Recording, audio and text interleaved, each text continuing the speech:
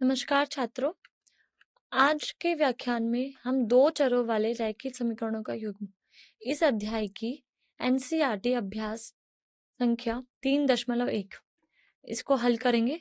आज हम प्रश्न संख्या 1 से 3 तक हल करेंगे और आगे के प्रश्न हम अगले व्याख्यान में देखेंगे। तो आज हम क्या करेंगे? एनसीईआरटी अभ्यास 3.1 प्रश्न संख्या 1 से 3 तक। देखिए, पहला प्रश्न क्या है हमारा? निम्नलिखित समस्याओं में रैखिक समीकरणों के युग्म बनाइए। तो हमें युग्म बनाने हैं और उनके हल ग्राफीय विधि से आपको ज्ञात करने हैं। जैसे कि आपको दे रखे, सबसे पहले आपको क्या करना है? रैखिक समीकरणों का युग्म बनाना है। जो भी हमें दिया गया है उनको ध्यान में रखते हुए आपके पास रैखिक समीकरण बनेंगे, वो आपको बताना है क्या होंगे। साथ ही आपको ग्राफीय विधि से उन रैखिक समीकरणों का हल बताना है। तो पहला प्रश्न है, कक्षा एक्स के 10 विद्यार्थियों ने एक गणित क्विज में भाग लिया। यदि लड़कियों की संख्या लड़कों की संख्या से 4 अधिक है तो क्विज में भाग लेने वाले लड़कों और लड़कियों की संख्या आपको बतानी है कितनी होगी। तो सबसे पहले यहाँ से हम क्या करेंगे? रैखिक समीकरण बनाएंगे, उसके बाद हम ग्राफीय विधि से इसका हल करेंगे। दूसरा प्रश्न है, 5 पेंसिल और 7 कलमों का कुल मूल्य 50 रुपए, जबकि 7 पेंसिल और 5 कलमों का कुल मूल्य 46 रुपए। एक पेंसिल और एक कलम का आपको मूल्य ज्ञात करना है। कैसे करेंगे इन प्रश्नों को? देखिए, तो हमें क्या दिया गया है? सबसे पहले हमें इस पे ध्यान देना। हमें क्या दिया है? कक्षा एक्स के 10 छात्रों ने एक गणित प्रश्नोत्तरी में भाग लिया। ठीक है, अब लड़कियों की संख्या लड़कों की संख्या से दी गई है कि वो 4 अधिक है। तो हमें क्या ज्ञात क्या करना है? हमें ये ध्यान देना है, हमें दी गई जानकारी के आधार पर रैखिक समीकरण का युग्म बनाना है सबसे पहले, और प्रश्नोत्तरी में भाग लेने वाले लड़कों की संख्या आपको बतानी है। साथ में प्रश्नोत्तरी में भाग लेने वाले लड़कियों की संख्या भी आपको बतानी है। तो मान लो लड़कियों की संख्या x है और लड़कों की संख्या मान लो y है। तो अगर ऐसा है तो पहली जो शर्त है जो हमें दिया गया उसके अनुसार कुल 10 छात्रों ने प्रश्नोत्तरी में भाग लिया, अगर और उनमें कुछ लड़के हैं कुछ लड़की है, और हमने मान लिया कि प्रश्नोत्तरी में भाग लेने वाली लड़कियों की संख्या x है और लड़कों की संख्या y है और कुल छात्र है वो 10 है। तो यहाँ से हम बोल सकते हैं कि x जमा y बराबर होगा 10 के। ये आपके पहले समीकरण आ गया। दूसरी जो आपकी शर्त है उसके अनुसार हमें दिया गया है लड़कियों की संख्या लड़कों की संख्या से 4 अधिक है। तो अगर लड़कियों की संख्या लड़कों की संख्या से 4 अधिक है तो हम क्या कह सकते हैं? लड़कियों की संख्या x है, लड़कों की संख्या y है, तो x हमारा बराबर होगा y जमा 4। यहाँ से हम लिख सकते हैं इसको x घटा y बराबर 4। ये आपके पास दो समीकरण आ गए। एक तो आ गया x जमा y बराबर 10, एक आ गया x घटा y बराबर 4। दो समीकरण आ गए। हमें यही करना था, हमें रैखिक समीकरणों का युग्म बनाना था। तो हमारे पास एक युग्म मिल गया रैखिक समीकरणों का। अब हमें हल ज्ञात करना है ग्राफीय विधि से। तो कैसे हम करेंगे? अब इन रैखिक समीकरणों को ग्राफ पर आलेखित करने के लिए हमें बिंदु ज्ञात करने होंगे। सबसे पहले वो बिंदु जो कि इन रेखाओं पर रहेंगे। तो कैसे निकालेंगे? पहला समीकरण लेके चलेंगे सबसे पहले। तो x जमा वाई बराबर 10 है, हम इसे लिख सकते हैं y बराबर 10 घटा x। यहाँ से x का मान जब आप 5 रखोगे तो y का मान कितना मिलेगा? 10 घटा 5 यानी कि 5 के बराबर। वहीं पर x का मान 4 रखोगे तो y का मान 10 घटा 4 यानी 6 के बराबर दिखेगा। यहाँ से आप क्या बोल सकते हो? अब x का मान अगर 6 रखा तो y का मान 4 के बराबर आएगा। तो यहाँ से हमारे पास कौन कौन से बिंदु है जो कि पहले समीकरण की रेखा पर रहेंगे? वो हमारे पास होगा 5, 5, 4, 6, 6, 4। ये आपके पास 3 बिंदु होंगे जो कि पहले समीकरण पर रहेंगे। इसी तरह से दूसरे समीकरण के लिए आप बिंदु ज्ञात करोगे तो हमारे पास दूसरा समीकरण है x घटा y बराबर 4, जिसे हम लिख सकते हैं y बराबर x घटा 4। तो अब क्या करेंगे हम? x का मान 5 रखेंगे तो y का मान क्या आएगा, 5 घटा 4 यानी कि 1 के बराबर आ जाएगा। अब x को 4 के बराबर रखेंगे तो y का मान कितना आएगा, 4 घटा 4 यानी कि 0 के बराबर आ जाएगा। ऐसे ही x का मान 3 रखने पर y का मान आएगा 3 घटा 4 यानी कि ऋण 1 के बराबर आ रहा है। तो जो बिंदु हमारे पास दूसरे समीकरण की रेखा पर होंगे वो कौन से होंगे, 5, 1, 4, 0, 3, ऋण 1।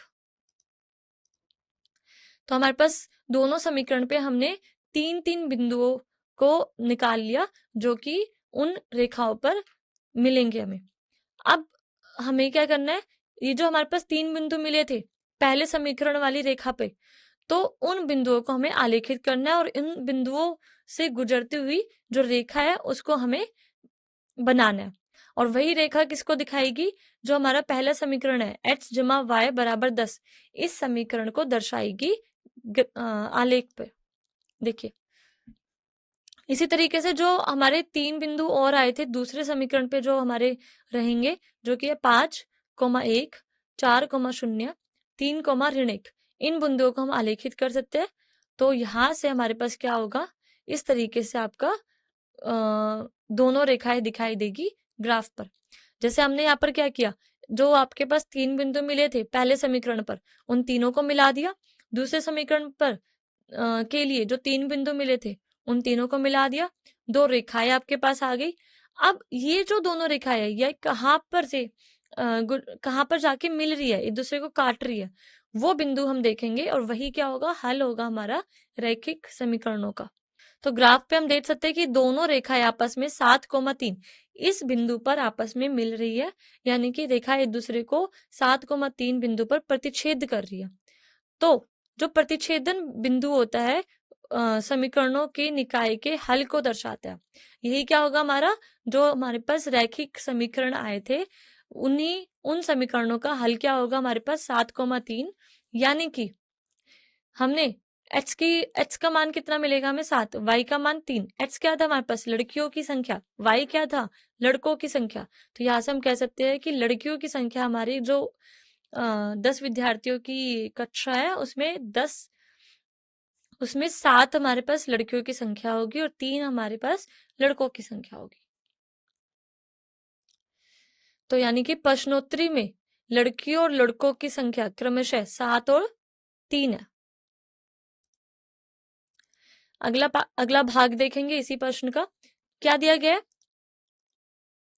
सबसे पहले जो प्रश्न में दिया गया उस पर ध्यान देंगे, फिर हमें क्या ज्ञात करना है उस पर ध्यान देंगे। तो हमें क्या दिया गया है, 5 पेंसिल और 7 पेन का कुल मूल्य 50 रुपए, ठीक है।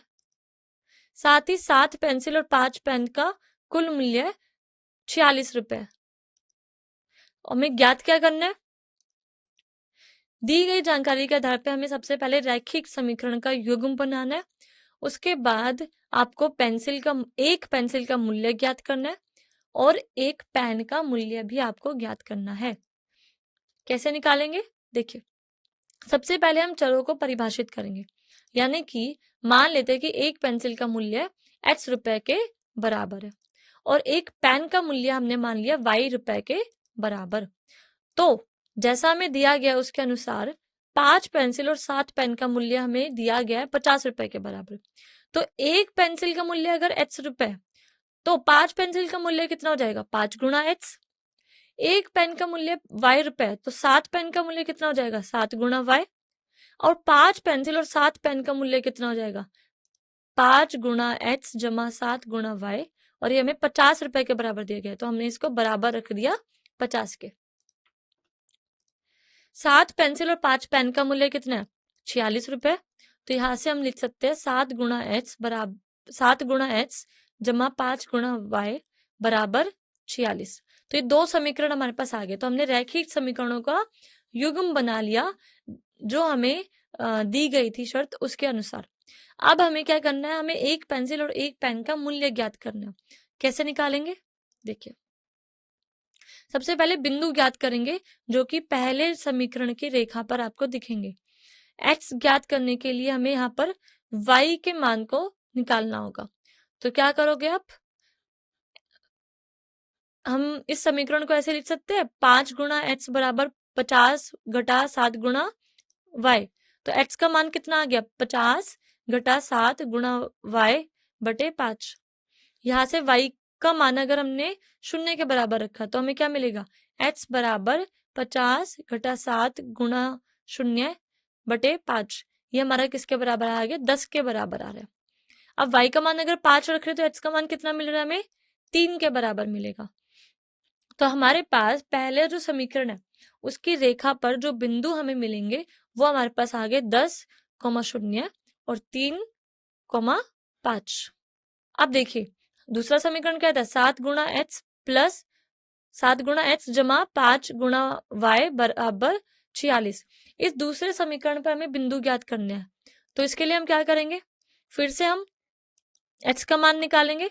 तो एक्स किसके बराबर आएगा, 46 घटा 5 गुणा वाई बटे 7। यहाँ पर y का मान हम रखेंगे ऋण 2, तो हमें x का मान कितना मिलेगा, 8 के बराबर।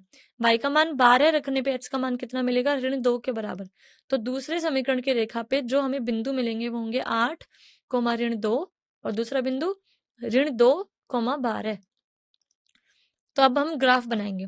आपको पता है कि पहले समीकरण पे जो बिंदु है 8, ऋण 2 और ऋण 2, 12, ये दो बिंदु है जो कि पहले समीकरण की रेखा पर है। तो इन दोनों बिंदुओं को हम आलेखित करेंगे और उसके बाद दोनों से गुजरती हुई एक रेखा बनाएंगे, वही हमारी पहले समीकरण को दर्शाएगी ग्राफ पर।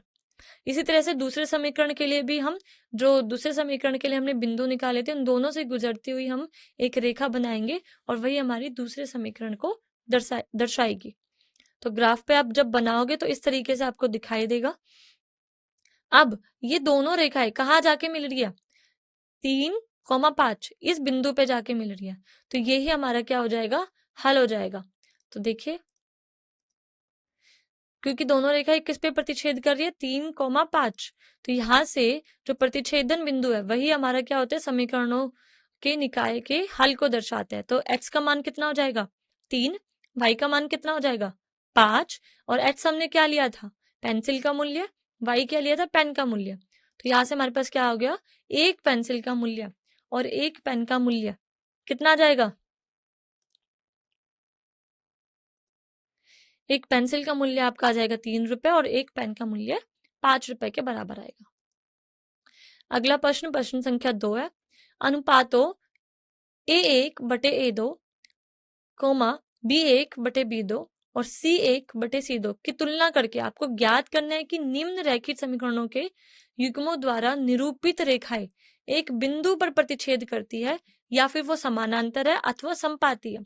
तो आपको अनुपातों की तुलना करके ये बताना है कि जो आपके पास रैखिक समीकरणों का युग्म दिया गया है वो युग्म समपाती है, समानांतर है या प्रतिच्छेद कर रहा है। तो बता सकते हो आसानी से। पिछली कक्षा में हमने पढ़ा था कि कैसे हम बता सकते हैं अनुपातों की तुलना करके कि रैखिक समीकरणों का युग्म हमारे पास प्रतिच्छेद कर रहा है या समानांतर है या फिर समपाती है। देखिए कैसे करेंगे। रैखिक समीकरणों का जो युग्म है उनको हम A1 x जमा B1 y जमा C1 बराबर 0 और A2 x plus B2 y plus C2 बराबर 0, इन दोनों के लिए हम इन दोनों से हम तुलना करेंगे जो हमारे पास दी गई रैखिक समीकरण है उनको। तो अगर मेरे पास क्या होता है कि A1 बटे A2 एक बराबर नहीं आता है B1 बटे B2 के, तो हमारे पास रेखाएं कैसी होती है, रेखाएं एक अद्वितीय बिंदु पर प्रतिच्छेद करती हुई आपको दिखाई देती है, यानी कि रेखाएं आपकी प्रतिच्छेद करेगी अगर आपके पास जो अनुपात A1 बटे A2 बराबर नहीं आता है B1 बटे B2 के। तब वहीं पर हमने पढ़ा था कि अगर हमारे पास अनुपात A1 बटे A2 बराबर आता है B1 बटे B2 और ये बराबर है C1 बटे C2 के, तो रेखाएं कैसी होती है, समपाती होती है। इनके हमारे अनंत हल मिलते हैं, दोनों रेखाएं एक ही रेखा को दर्शाती है। और यदि हमारे पास a1/a2 बराबर आता है b1/b2 के, लेकिन बराबर नहीं है c1/c2 के, तो रेखाएं आपकी समानांतर होती है, यानी कि आपके पास कोई भी हल नहीं मिलेगा रेखाओं का। बस इन्हीं का इस्तेमाल करके आपको ज्ञात करना है जो रेखीय समीकरण के युग्म दिए गए उनके लिए। तो पहले से शुरू करते हैं।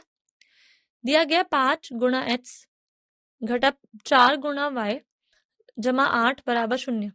इसी तरह से दूसरा समीकरण है 7 गुणा x जमा 6 गुणा y घटा 9 बराबर 0। तो समीकरण 1 की तुलना करेंगे, a1 x प्लस जमा b1 y जमा c1 बराबर 0 से।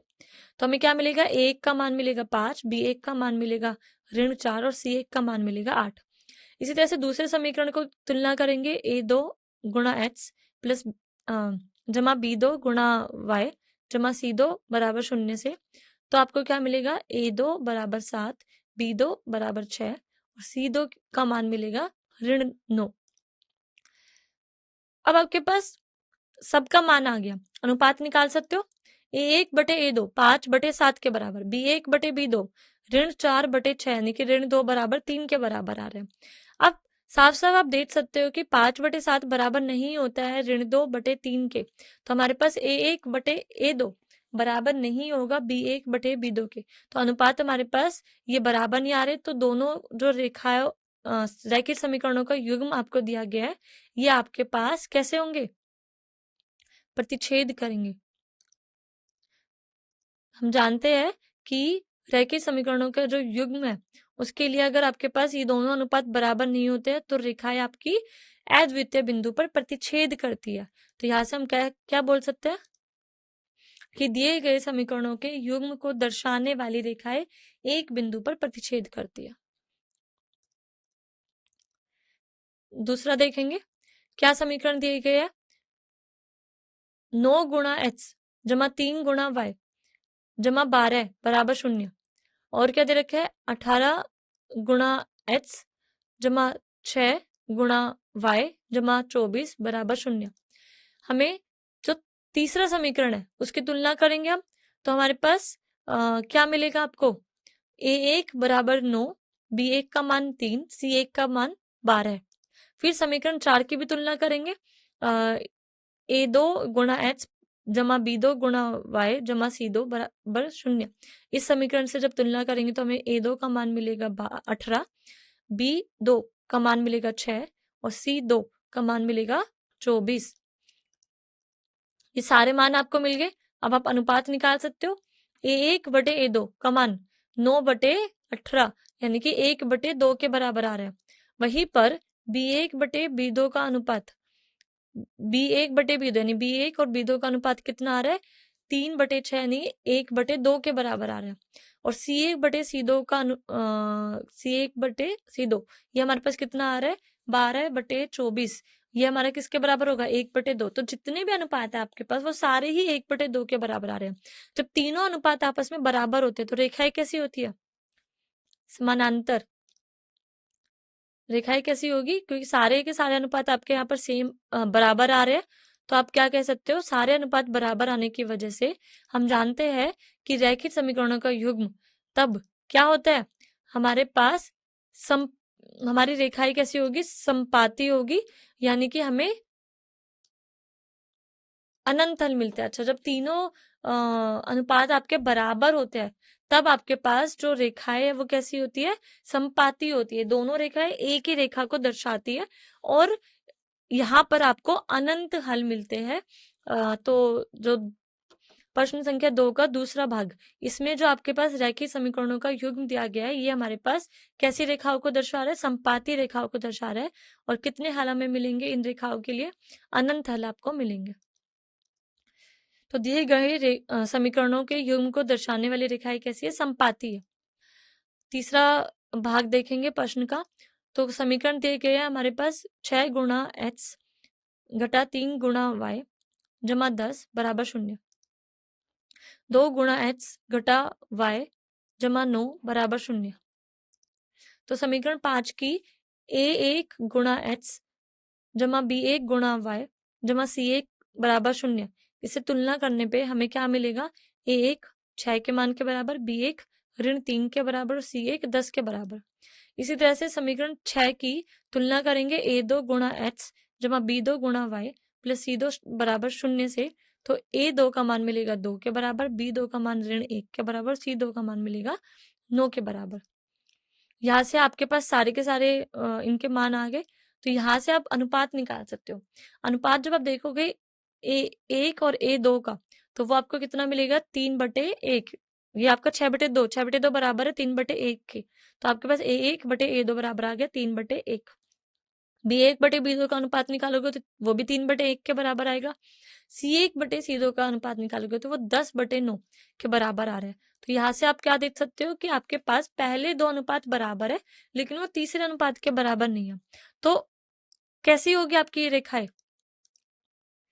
जब ऐसा होता है तो हम जानते हैं कि जो रैखिक समीकरणों का युग्म है वो हमारे पास कैसी रेखाओं को दर्शाता है? समानांतर रेखाओं को दर्शाता है, और उन दोनों रैखिक समीकरणों का कोई भी हल नहीं होगा। तो हमारे पास हम क्या बोल सकते हैं कि दिए गए समीकरणों के युग्म को दर्शाने वाली रेखाएं कैसी है? आपकी समानांतर रेखाएं। अगला प्रश्न देखेंगे, प्रश्न संख्या 3। इसमें क्या करना है आपको? देखिए प्रश्न क्या दिया है हमारे पास, फिर से हमें अनुपात दिए गए हैं A1/A2, B1/B2, C1/C2। इनकी हमें तुलना करनी है और क्या ज्ञात करना है कि निम्न रैखिक समीकरणों के युग्म संगत है या असंगत है। अब संगत असंगत से हमारा मतलब क्या है, ये हमें सबसे पहले जानना होगा। संगत यानी कि जो रैखिक समीकरणों का युग्म है उनका कोई हल है। अगर हल है तो रेखाएं कैसी होगी, या फिर रैखिक समीकरणों का युग्म कैसा होगा? संगत होगा। अगर रैखिक समीकरणों के युग्म का कोई भी हल नहीं मिलता है तो तब हमारे पास जो रैखिक समीकरणों का युग्म है वो कैसा युग्म होगा? असंगत युग्म होगा। तो हमें बस ये देखना है कि आपके पास जो रैखिक समीकरणों का युग्म है उनका हल मिल रहा है या फिर नहीं मिल रहा है। तो देखते हैं। अब हमारे पास रैखिक समीकरणों का युग्म दिया गया। जब भी आपके पास, अगर हम इस तरह से रैखिक समीकरण लेते हैं, A1 गुणा x जमा B1 गुणा y जमा C1 बराबर 0, और दूसरा A2 गुणा x जमा B2 गुणा y जमा C2 बराबर 0। इन दोनों रैखिक समीकरणों के लिए अगर आप देखोगे तो अगर A1/A2 बराबर नहीं है B1/B2 के, यानी कि पहला और दूसरा अनुपात बराबर नहीं है, तो हमारे पास रेखाएं कैसी होंगी? प्रतिच्छेदित होंगी। जो एक अद्वितीय बिंदु पर रेखाएं क्या करेगी? प्रतिच्छेद करेगी। और अगर रेखाएं जहाँ प्रतिच्छेद करती है वही क्या होता है? वही बिंदु क्या होता है? हल होता है हमारा रैखिक समीकरणों के युग्म का। तो अगर हल मिल रहा है तो यानी रेखाएं कैसी होगी आपकी? जो रैखिक समीकरणों का युग्म है वो संगत होगा या संगत? अगर हल मिल रहा है तो समीकरणों का युग्म कैसा होगा? आपका संगत होगा। तो अगर आपके पास पहला और दूसरा अनुपात बराबर नहीं है तो समीकरणों का युग्म कैसा होगा? संगत युग्म होगा। वही आपके पास तीनों अनुपात अगर बराबर आ रहे हैं तो तब हमारे पास रेखाएं कैसी होती है? संपाती रेखाएं होती है, और दोनों ही रेखाएं एक ही रेखा को दर्शाती है। यानी कि जो आपके पास रैखिक समीकरणों का युग्म दिया गया उसमें दोनों ही समीकरण जिस रेखा द्वारा दर्शाए जाएंगे वो दोनों ही रेखाएं एक जैसी आपको दिखाई देगी, और आपके पास अनंत हल मिलते हैं तब।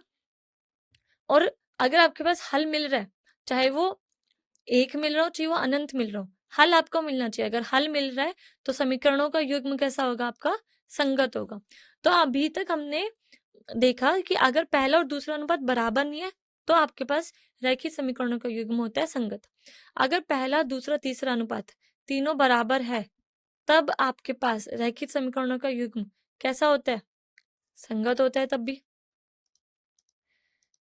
अगर आपके पास पहला, दूसरा अनुपात बराबर है लेकिन तीसरे अनुपात के बराबर नहीं है, तब हमारे पास जो रेखाएं होंगी वो समानांतर होगी और हमें कोई भी हल तब नहीं मिलता है। और अगर कोई भी हल आपको नहीं मिल रहा है तो आपके पास जो समीकरणों का युग्म है वो कैसा होगा?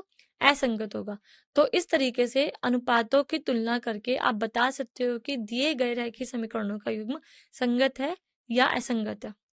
देखिए कैसे करेंगे। अब जो आपको दिए गए हैं समीकरण उनको कैसे देखेंगे। देखिए पहला भाग देखते हैं इस प्रश्न का।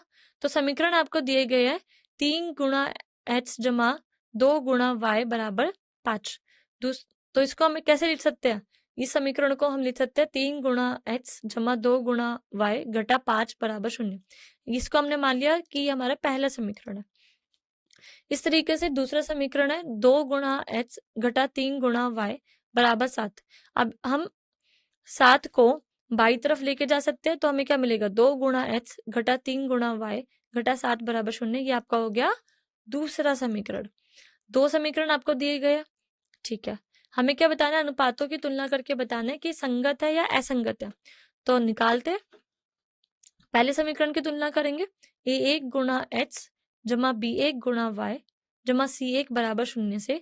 तो आपके पास a1 b1 c1 का मान मिलेगा 3, 2 और ऋण 5।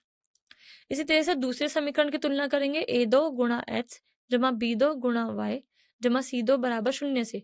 तो आपको a2 b2 c2 का मान कितना मिलेगा? 2, ऋण 3 और ऋण 7 के बराबर। अब आपके पास क्या है? हमारे पास a1 b1 c1 a2 b2 c2 इन सबका मान आपको मिल गया। अनुपात निकाल सकते हो। a1 बटे a2 3 बटे 2 के बराबर है। b1 बटे b2 2 बटे ऋण 3 यानी कि ऋण 2 बटे 3 के बराबर है। c1 बटे c2 ऋण 5 बटे ऋण 7 यानी कि 5 बटे 7 के बराबर है। अब आप देख सकते हो कि पहले दो अनुपात ही आपस में बराबर नहीं है। 3/2 बराबर नहीं होता है ऋण 2/3 के। तो यानी कि पहले दो अनुपात अगर बराबर नहीं है, तो आपके पास दोनों जो रैखिक समीकरणों का आपका जो युग्म है, वो आपके पास किस तरह की रेखाओं को दर्शाएगा? परिच्छेदित रेखाओं को दर्शाएगा। यानी दोनों रेखाएं अद्वितीय बिंदु पर प्रतिच्छेद करती हुई आपको दिखाई देगी। जब ये बराबर नहीं होते, तो आपको पता है कि रैखिक समीकरणों का जो युग्म है, वो आपके पास अद्वितीय बिंदु पर रेखाएं आपकी क्या करेगी? प्रतिच्छेद करेगी। और समीकरणों का युग्म कैसा होगा? फिर संगत, क्योंकि जिस बिंदु पर वे प्रतिच्छेद कर रही है वही क्या होगा? आपका हल होगा। अगर आपके पास रैखिक समीकरणों के युग्म का हल मिलता है, तो समीकरण कैसे होंगे? आपके पास युग्म होंगे। जो समीकरणों का युग्म है आपके पास, वो कैसा होगा? संगत होगा। तो क्या मिला हमें? कि रेखाएं एक बिंदु पर प्रतिच्छेद कर रही है और इस प्रकार उनका एक अद्वितीय हल हमें मिलेगा। और अगर हल है आपके पास, तो आप बोल सकते हो कि रैखिक समीकरणों का युग्म कैसा है? संगत है। अगला भाग देखेंगे प्रश्न का। फिर से हम समीकरण जो दिए गए उनको लिखेंगे। तो समीकरण आपके पास दिए गए, उनको थोड़ा सा आपने सरल करके लिख दिया। 2 गुणा x घटा 3 गुणा y घटा 8 बराबर 0। या आपने इसको लिख दिया कि इसको नाम दे दिया हमने कि हमारा तीसरा समीकरण है। इसी तरह से दूसरा समीकरण को आप लिख सकते हो 4 गुणा x घटा 6 गुणा y घटा 9 बराबर 0। इसको हमने मान लिया ये हमारा चौथा समीकरण है। अब इन दोनों समीकरणों की तुलना करेंगे जैसे हमने पहले करी थी। तो आपके पास a1 b1 c1 इनका मान मिल जाएगा। a1 बराबर मिलेगा 2 के, b1 ऋण 3 के बराबर और c1 ऋण 8 के बराबर दिखाई देगा। इसी तरह से समीकरण 4 की तुलना करने पे आपको a2 का मान मिलेगा 4, b2 का मान मिलेगा ऋण 6 और c2 का मान कितना मिलेगा? ऋण 9। सबका मान पता चल गया। अनुपात निकाल सकते हो। a1 बटे a2 2/4 यानी कि 1/2 के बराबर है। b1 बटे b2 ऋण 3 बराबर ऋण 3 बटे ऋण 6, इसको हम लिख सकते हैं 1/2, ये इसके बराबर आ गया। और c1 बटे c2 ऋण 8 बटे ऋण 9, इसको हम लिख सकते हैं 8/9 के बराबर है। तो पहले दो अनुपात तो बराबर दिख रहे हैं, पर ये तीसरे के बराबर नहीं दिख रहे। तो आपके पास जब पहले दो अनुपात बराबर है और वो तीसरे के बराबर नहीं है, तो रैखिक समीकरणों का युग्म किस तरह की रेखाओं को दर्शाता है? जब ऐसा होता है तो रैखिक समीकरणों का जो युग्म है आपका, वो समानांतर रेखाओं को दर्शाता है। और समानांतर रेखाओं के लिए आपके पास वो समानांतर रेखाएं आपस में कहीं पर भी आपस में नहीं मिलती है, यानी आपको कोई भी हल नहीं मिलेगा रैखिक समीकरणों के युग्म का। और आपके पास जो समीकरणों का युग्म है वो कैसा होगा? असंगत होगा। ठीक है। तो यानी कि रेखाएं क्योंकि समानांतर है, हमारे पास कोई भी हल नहीं मिल रहा है, तो यहाँ से हम बोल सकते हैं कि समीकरणों का युग्म कैसा होगा? असंगत होगा। अगला देखते हैं। अगला भाग है फिर से हमें समीकरण दिए गए उनको लिखेंगे। 3/2 गुणा x जमा 5/3 गुणा y बराबर 7। इसको हम लिख सकते हैं 3/2 गुणा x जमा 5/3 गुणा y घटा 7 बराबर 0। इसको हमने नाम दे दिया 5वें समीकरण का। तो 5 नंबर समीकरण है ये। इसी तरह से हमारे पास एक और समीकरण दिया गया है 9 गुणा x घटा 10 गुणा y बराबर 14। इसको पुनर्व्यवस्थित करने पे आपको क्या मिलेगा, 9 गुणा x घटा 10 गुणा y घटा 14 बराबर 0। ये आपके पास दो समीकरण है। अब आपके पास जो 5वें नंबर का समीकरण है इसकी आप तुलना करोगे तो आपके पास a1, b1 और c1 का मान मिल जाएगा। a1 का मान आ गया 3/2, b1 का मान 5/3 और c1 का मान -7। समीकरण 6 है हमारे पास a2 गुणा, समीकरण 6 जो हमारे पास है उसकी तुलना करेंगे। a2 गुणा x जमा b2 गुणा y जमा c2 बराबर 0 से। तो a2 का मान आपको मिलेगा 9 के बराबर, b2 का मान होगा -10 और c2 का मान होगा -14। सबका मान मिल गया, अनुपात निकाल सकते हैं a1/a2, 3/2 इसका भाग किससे, 9 से। तो ये हमारा किसके बराबर होगा, 1/6 के बराबर होगा। इसी तरह से b1/b2 का अनुपात, b1/b2 यानी b1 और b2 का अनुपात निकालोगे तो कितना मिलेगा, -1/6। c1 और c2 का अनुपात 1/2 के बराबर होगा। अब यहाँ पर देखिए पहले दो अनुपात बराबर नहीं है, 1/6 और -1/6 दोनों बराबर नहीं है। अब जब पहले दो अनुपात बराबर नहीं है तो अब हमारे पास जो रैखिक समीकरणों का युग्म है वो कैसा होगा, संगत होगा। क्यों होगा, क्योंकि यहाँ पर हमारे पास रैखिक समीकरणों के युग्म को जो रेखाएं दर्शाएंगी वो रेखाएं आपके पास प्रतिच्छेद करेगी एक अद्वितीय बिंदु पे। और अगर मेरे पास वो प्रतिच्छेद कर रही है यानी कि आपस में एक बिंदु पर मिल रही है और वही बिंदु क्या होगा, आपका हल होगा। हल अगर आपको मिल रहा है किसी भी रैखिक समीकरण के युग्म का तो आपके पास वो युग्म कैसा होता है, संगत होता है। तो यहाँ से क्योंकि आपके पास पहले दो अनुपात बराबर नहीं है तो हमारे पास रैखिक समीकरणों का जो युग्म है वो कैसा होगा, संगत होगा। क्योंकि यहाँ पर हमारे पास जो रेखाएं मिलेंगी वो अद्वितीय बिंदु पर प्रतिच्छेद करेगी।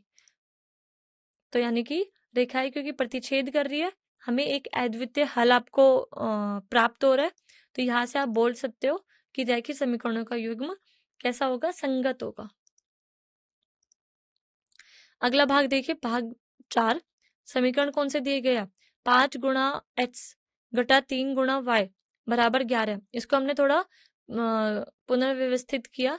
11 जो है हमारे पास उसको हम बाई तरफ ले गए तो क्या मिला, 5 गुणा x घटा 3 गुणा y घटा 11 बराबर 0। इसको हमने 7 नंबर समीकरण से लिख दिया। अब इसके बाद इसी तरीके से हमने जो दूसरा समीकरण है उसको पुनर्व्यवस्थित करके लिख दिया। -10 गुणा x जमा 6 गुणा y जमा 22 बराबर 0। अब 7 नंबर समीकरण की हम तुलना करेंगे a1 गुणा x जमा b1 गुणा y जमा c1 बराबर 0 से। तो a1 b1 c1 का मान मिलेगा 5, -3 और -11। इसी तरह से 8वें समीकरण की तुलना करने पे आपको a2 b2 और c2 का मान मिलेगा -10, 6 और 22 के बराबर। अब सारे मान आपको मिल गए, अनुपात निकाल सकते हो। a1/a2 कितना मिलेगा, -1/2। b1/b2 किसके बराबर दिखाई देगा, -1/2 के बराबर होगा। c1/c2 ये c1 और c2 का अनुपात भी कितना होगा, -1/2। तीनों अनुपात क्या है, तीनों अनुपात बराबर है। तीनों अनुपात अगर बराबर है तो क्या होगा, जब भी तीनों अनुपात बराबर होते हैं तो रैखिक समीकरणों का जो युग्म है वो आपके पास संपाती रेखाओं को दर्शाता है। और हमारे पास जब रेखाएं संपाती होती है यानी कि दोनों रेखाएं एक ही रेखा को दर्शा रही है तो हमारे पास अनंत हल मिलते हैं। अगर हल आपको मिल रहा है तो रेखाएं कैसी होंगी, फिर आपके पास जो युग्म आपके पास होंगे रैखिक समीकरणों का युग्म वो कैसा होगा, संगत युग्म होगा। तो रेखाएं अगर संपाती है, अनंत हल है, हल आपको अगर मिल रहा है तो रैखिक समीकरणों का युग्म कैसा होगा, संगत। अगला भाग 5, फिर से हमें समीकरण दिए गए 4/3 गुणा x जमा 2 गुणा y बराबर 8। इसको 8 को बाई तरफ ले गए तो क्या मिलेगा, 4/3 गुणा x जमा 2 गुणा y घटा 8 बराबर 0। इस तरह से आपके पास एक और समीकरण दिया गया, उसको पुनर्व्यवस्थित करने पे हमें क्या मिला, 2 गुणा x जमा 3 गुणा y घटा 12 बराबर 0। अब जो हमने 9 नंबर समीकरण देखा था उसकी तुलना हमने करी a1 गुणा x जमा b1 गुणा y जमा c1 बराबर 0 से, तो हमें a1 b1 c1 का क्या मान मिला, 4/3 2 और ऋण 8। इसी तरह से 10 नंबर समीकरण की तुलना करी हमने a2 गुणा x जमा b2 गुणा y जमा c2 से बराबर 0 से, तो a2 b2 और c2 का मान हमें कितना मिला, 2 3 और ऋण 12। अब हमारे पास सबका मान हमें मिल गया, अनुपात निकाल सकते हैं, a1/a2 4/3/2, इसको हम लिख सकते हैं 2/3 के बराबर। b1/b2 का अनुपात भी 2/3 आ रहा है, और c1/c2 इसका अनुपात भी आपके पास 2/3 के बराबर आएगा, यानी कि तीनों अनुपात आपके बराबर आ रहे हैं। अगर तीनों अनुपात बराबर है तो क्या होगा, रैखिक समीकरणों का जो युग्म है, जब तीनों अनुपात बराबर आते हैं तो वो संपाती रेखाओं को दर्शाते हैं, और संपाती रेखा यानी कि वो दोनों रेखाएं एक ही रेखा को दर्शाएगी।